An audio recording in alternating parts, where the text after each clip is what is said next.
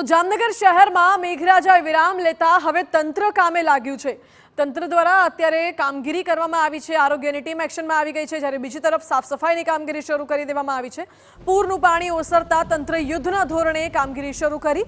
શહેરમાં સાફ સફાઈ, આરોગ્ય, માર્ગ મરામત સહિતની કામગીરી શરૂ કરવામાં આવી છે।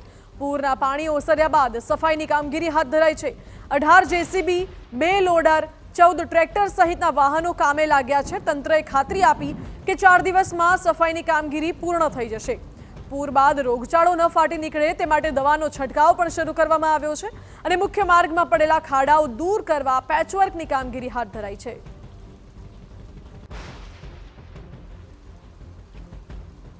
અત્યારે હાલ સામાન્ય સંજોગોમાં જે આપણી પાસે હોય છે એના કરતાં ઘણી વધારે મશીનરી આપણે સ્પેશિયલ કેસમાં વાપરી રહ્યા છીએ।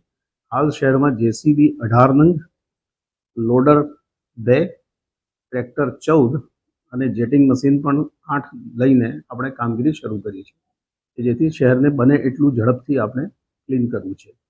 અત્યારે હાલમાં આરોગ્ય વિષયક બધામાં રસ્તાના ક્લિનિંગ, ડીડીટીનો છંટકાવ, આરોગ્ય વિષયક ટીમોની રચના કરીને લોકોની રોગચાળો ફાટી ન એના માટે તકેદારીના પગલાં, રોડ રસ્તા રિપેર કરવા, વીજળીનો પુરવઠો પૂર્વવત સ્થાપવો, એ તમામ પગલાઓ અત્યારે યુદ્ધના ધોરણે ચાલી રહ્યા છે અને મારી તમામ ટીમો આમાં કામે લાગેલી છે।